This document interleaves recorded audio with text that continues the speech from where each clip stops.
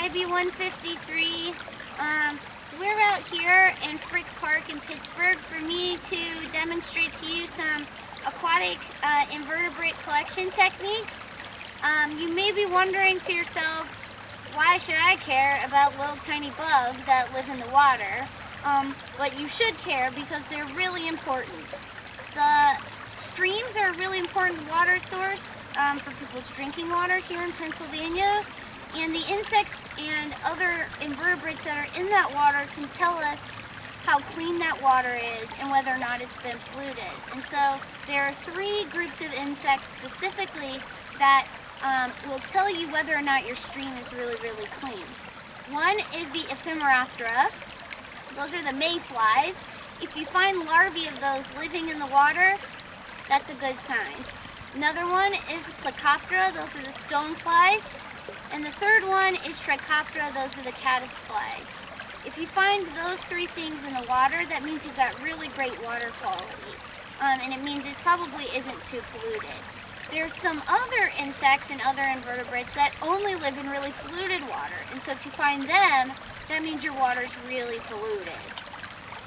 For example, in polluted waters, if you find rat tail maggots, they live in really iron-rich waters, and so that means you've got some iron pollution in your water. And so it's really important to study them. If you're thinking about jobs in biology, there are a lot of jobs here in Pennsylvania for identifying macroinvertebrates that live in the water. And ask Mrs. Grace about it. She used to do that as her job, so she knows all about it. So, really important to know about them.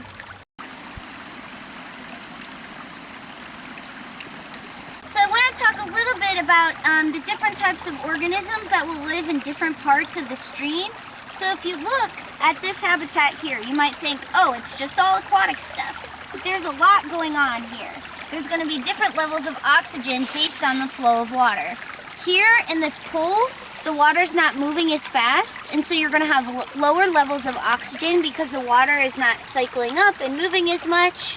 And then over here, in this riffle area that you got right here, where these leaves are building up and then the water's flowing around it. So basically a riffle is anything that's coming up out of the water and blocking the movement of water, and then you get a riffle that forms around it. And then you have these faster flowing parts where there's nothing blocking the flow of water. So the velocity of the water and the oxygen of the water is going to create different environments for different types of organisms that like to live in it. If you live in this part of the water, there's going to be high oxygen, and you have to be able to hold on because of how fast the water is moving. So things that can hold on really well to the substrate and like high oxygen will live here.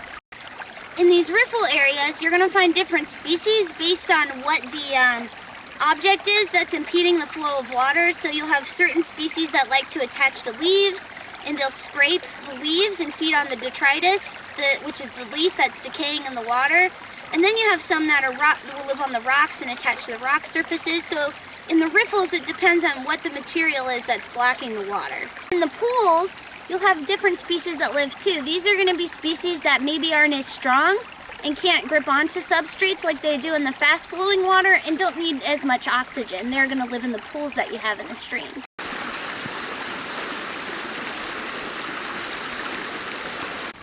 So this first method I'm going to show you is with something called a D-net. Take one guess as to why this is called a D-net. Now what you do is you stick this flat part of the net into the water and you rest it against the rocks, like so. And then, if I had a third person here, I would have them stand at the other end of the stream and kick and shuffle the sediment and the rocks towards my net. So you stand downstream and you have a person upstream kicking towards the net. So they shuffle their feet and kick up the rocks and the sediment, and what that does is it loosens up crayfish and other macroinvertebrates. They might jump off the rocks, or they'll come out of the sediment they were buried in, and they'll head downstream, hopefully into my net as they get shuffled down. And then once that person gets to your net and they're done kicking and shuffling, then you pick up the net and you'll look in there and you'll pull out any macroinvertebrates that you find.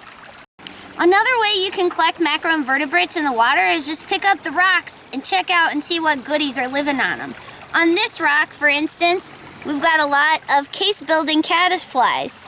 So if you see a little case like this, you may not see the caddisfly that's in it. That you know is a case-building caddisfly. Not all caddisflies build cases, but these ones sure do. So they'll use pieces of rock and leaf and other parts of the sediment to build their cases. Ooh, and these guys are wiggling a little bit. Look, oh, that guy's got somebody in it. Look at him moving around. Huh, that guy's moving too. These are two other smaller case-building caddisflies. Another little goodie we got on here is this tiny little amphipod, or a scud. You'll see that in your lab manual. This is a type of crustacean that you can find in streams around here. So you can just find goodies by picking up rocks and checking them out.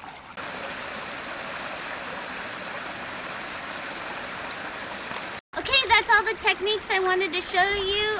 One last message from me though. If you have a stream in your backyard or close by, I encourage you to go explore, look for some insects around. Stay 6 feet away from anybody that unless you're living with them, but so explore the stream safely, and if you find any cool insects, take some pictures of them. You can send them to me or to your professor that's teaching your lab. I'd love to see them, especially now that I'm stuck in my house.